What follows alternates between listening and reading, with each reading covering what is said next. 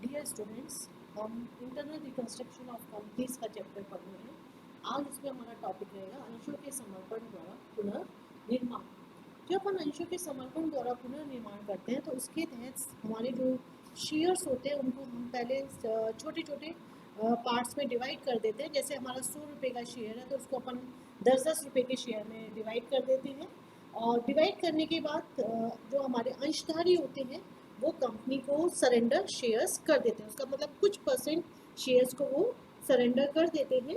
और ये जो हमारे सरेंडर शेयर्स होते हैं वो हम अपने ऋण पत्रधारी, डिबेंचर डिबेंचरधारी जिसे अपन डिबेंचर होल्डर्स कहते हैं, या फिर अपन अपने क्रेडिटर्स या हमारी जो अन्य लाइबिलिटीज होती है उनको निगमित कर सकते हो। जो शेष अंश बच जाते हैं, जो समर्प नहीं किए जाते इशू, उनको हम कैंसिल कर देते हैं और उसको कैंसिल करके अपन कैपिटल रिडक्शन अकाउंट में ट्रांसफर कर देते हैं। जब भी सरेंडर शेयर्स की अपन बात करते हैं तो सरेंडर शेयर्स के लिए जब अपन इनको री इशू करते हैं तो री इशू करते समय हम इन्हें नरेशन में ही बताते हैं कि हम इसको किसको अपन ने शेयर्स को दी हैं। जब अपन अंशों का समर्पण करते हैं तो अपन की पहली एंट्री होती है share capital account debit, share capital account debit to share surrender account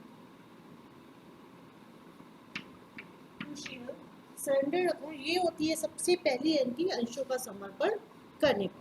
जब अंशों का समर्पण कर दिया जाता है तो उसके बाद समर्पित अंशों को पुनर्निगमित किया जाता है। समर्पित अंशों को जब अपन पुनर्निगमित करते हैं, ये तो होती है अंशों का समर्पण करने पर।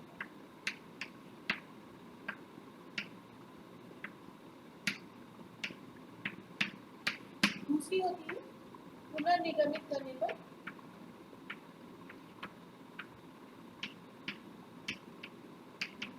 इसको अपन कह सकते हैं रीइश्यू करने पर। Surrender shares account debit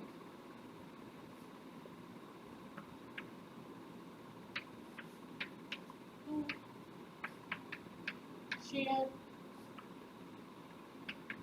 capital account. और उसके बाद हम जिन भी शेयर्स को निगमित नहीं कर पाते उनको कैंसिल कर देते हैं और अपन इसको कैपिटल रिडक्शन में ट्रांसफर कर देते हैं।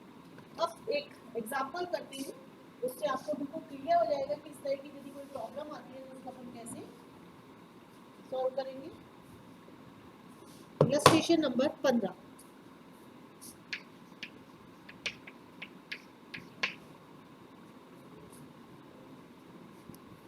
31 मार्च 2017 को अल्पायस लिमिटेड का चिट्ठा निम्न प्रकार से था। इक्विटी एंड लाइबिलिटीज दे रखी है और हमें असेट्स दे रखी है। लाइबिलिटीज में share capital, equity shares rupees 100 each fully paid up, statement of profit and loss account, secured loan 6% debentures, creditors, accrued interest on debentures, income tax due। assets में fixed assets है 14,30,000 रुपए की, current assets 17,000 रुपए की, inventory, state receivables और cash and cash equivalent में cash at bank दे रखा है 1,03,000 रुपए। पुनर्निर्माण की निम्नलिखित योजना को टिमनर द्वारा 1 अप्रैल 2017 को स्वीकृति प्रदान की गई। प्रत्येक इक्विटी अंश ₹5 वाले 20 पूर्ण दत्त अंशों में उप विभाजित किया जाए। हमारे शेयर की वैल्यू थी 100 रुपये। 100 रुपये से अपन इसको घटा के कर रहे हैं 5 रुपये का। जनरल एंट्री इसकी बनेगी ₹100 equity share capital account debit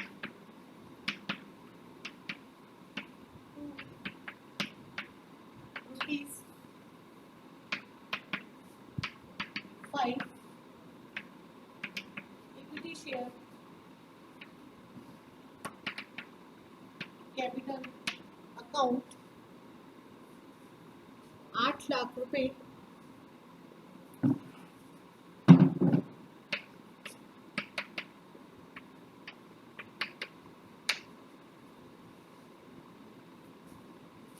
next होगा प्रत्येक अंशधारी अपने द्वारा धारित अंशों का 95% भाग समर्पित कर देगा, जिसको ऋण पत्रधारी एवं लेनदारों की आवश्यकता अनुसार निगमित किया जाएगा और शेष अंशों को रद्द कर दिया जाएगा। तो सबसे पहले अपन शेयर सरेंडर करने की करेंगे ₹5 इक्विटी शेयर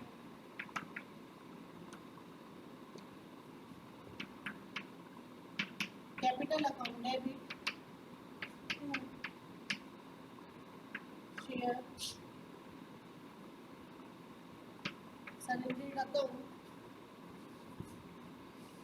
या सरेंडर्ड शेयर्स अकाउंट भी लिख सकते हो।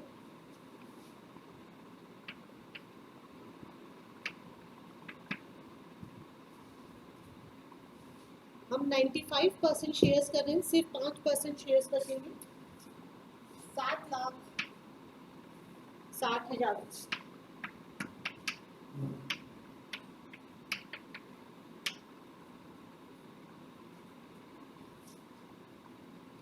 95% of equity shareholders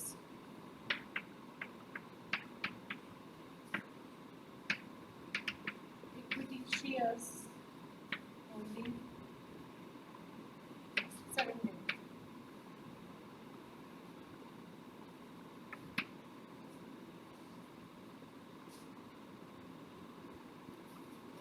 नेक्स्ट ये कहता है समर्पण किए गए अंशों में से 5 रुपए वाले 46,000 अंशों को 5 रुपए वाले पूर्व प्रदत्त 8% अवशिष्ट भागी पूर्वाधिकार अंशों में बदला जाएगा। तो आपकी एंट्री बनेगी surrendered shares account debit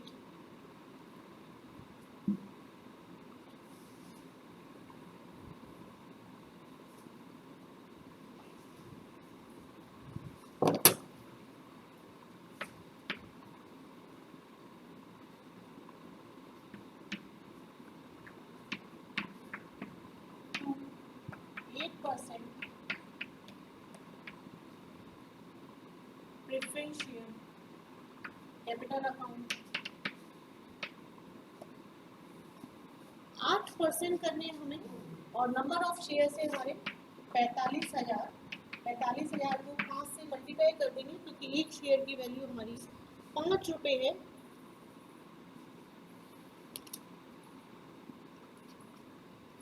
sorry 45,000 46,000 2,30,000।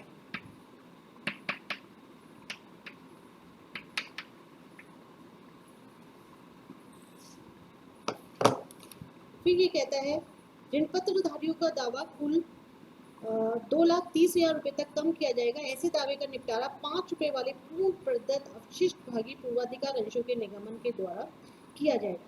ऋण पत्रधारियों को जो हमें शेयर्स देने हैं वो कोई अलग से शेयर्स नहीं दे जाएंगे, केवल जो अपने सरेंडर शेयर्स थे और जिनको अपन ने कन्वर्ट किया था 8% प्रेफरेंस शेयर्स में, ये वाले ही शेयर्स दिए जाएंगे और अपन इसको सिर्फ नरेशन में बताएंगे कि हम ये वाले शेयर्स दे रहे हैं। तो आप इसमें एंट्री करेंगे surrender shares converted into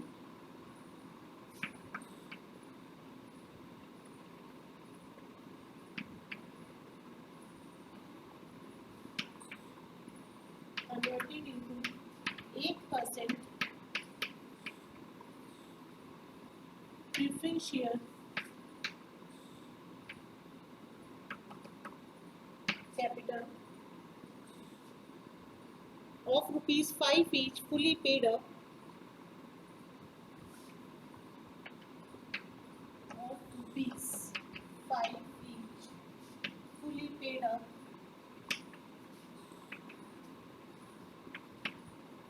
up and issued to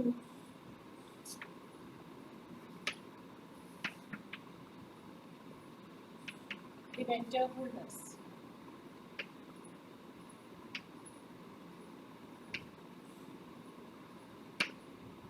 surrender shares में सिर्फ यही बात ध्यान रखने की होती है कि अलग से यदि हम डिबेंचर होल्डर्स को किसी को भी शेयर्स दे रहे हैं तो उसकी अलग से कोई भी एंट्री नहीं की जाती, सिर्फ उसको नरेशन में ही शो किया जाता है। आयकर के दायित्व का पूर्ण भुगतान नकद में कर दिया गया। Income tax account debit to bank account. Income tax account debit to bank account. Income tax की हमारी अमाउंट थी 10,000 रुपये। Income tax paid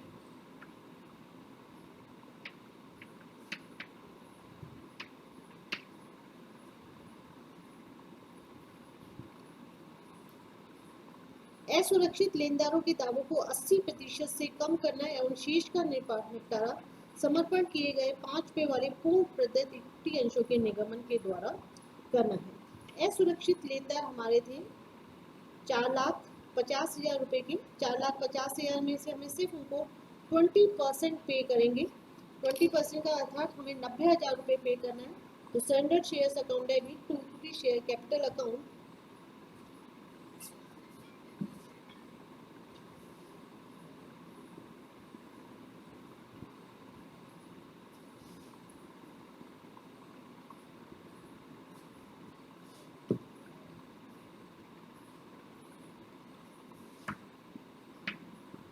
to equity share capital account 90,000 रुपए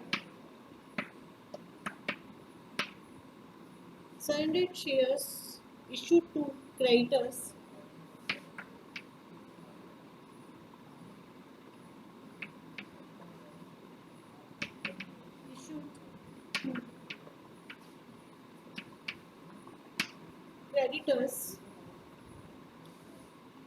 to the extent of rupees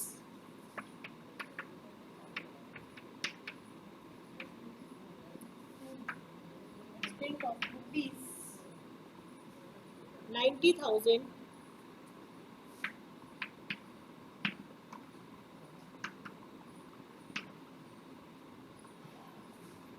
for their claim up to 20%.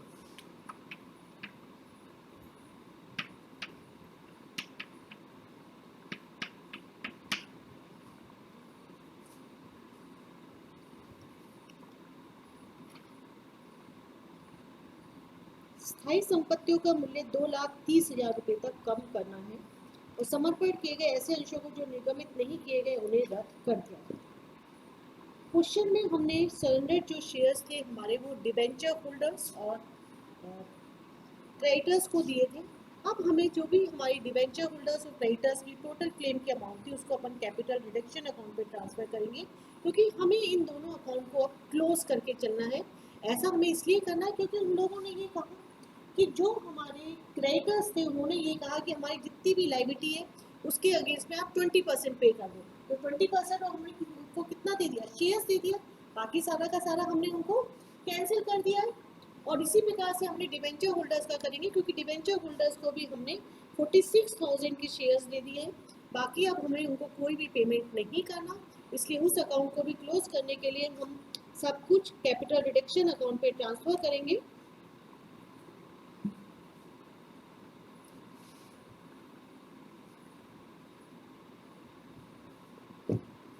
Surrendered shares account में भी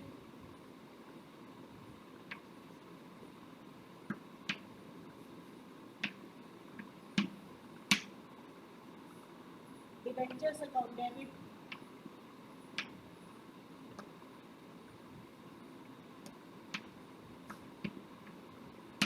debentures में हमारा interest भी एक्रूड था, एक्रूड इंटरेस्ट अकाउंट डेबिट 6% के डिबेंचर। जब भी प्रेफरेंस शेयर्स या डिबेंचर्स लिखे जाते हैं उसके पहले डिबेंचर्स से पहले उनकी रेट ऑफ इंटरेस्ट भी लिखी जाती है जो हमारी 6% है।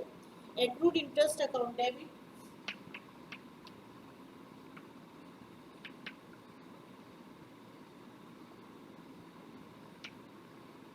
Accrued interest account debit creditors account debit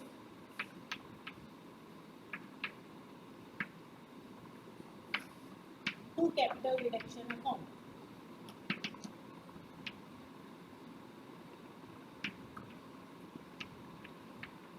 debentures थे हमारे 14 लाख रुपए के, इंटरेस्ट 70,000 रुपए का था। क्रेडिटर्स थे टोटल हमारे 4,50,000 रुपए के और सरेंडर शेयर्स का हमें बैलेंस कैलकुलेट करना पड़ेगा। टोटल जो सरेंडर शेयर्स आए थे वो हमारे पास आए थे 7,60,000, जिसमें से आपने 2,30,000 रुपए के तो दिए थे आपने डिबेंचर होल्डर्स को और 90,000 आपने दिए थे क्रेडिटर्स को।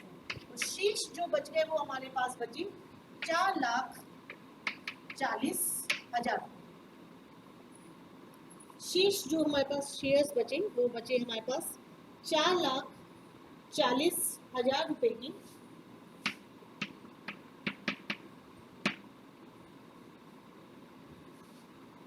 और पूरा का पूरा बैलेंस अब अपन कैपिटल रिडक्शन का हमारा बैलेंस हो जाएगा 23,60,000। अब इस कैपिटल रिडक्शन के जो बैलेंस आ गया हमारे पास, उससे हम हमारी स्थायी संपत्तियां और जो हमारे लॉसेज हैं प्रॉफिट एंड लॉस अकाउंट का, उसको रिटर्न ऑफ करने के लिए करेंगे। तो आपकी नेक्स्ट जो एंट्री बनेगी capital reduction account debit,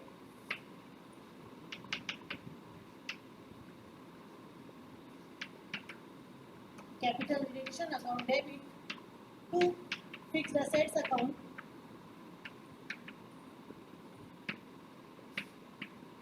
to statement of profit and loss account. यदि कोई भी इसके बाद बैलेंस बच जाता है तो उसको अपन ट्रांसफर कर देंगे टू कैपिटल रिजर्व।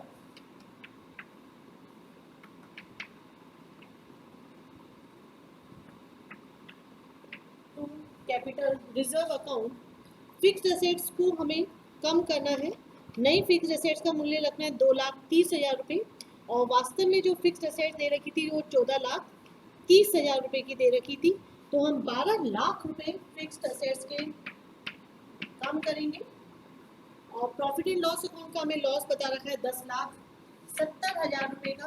और जो शेष बचा है कैपिटल रिडक्शन का बैलेंस, उसको हम कैपिटल रिजर्व अकाउंट में ट्रांसफर कर देंगे, और ये बैलेंस हमारा बचेगा मात्र 90,000 रुपये।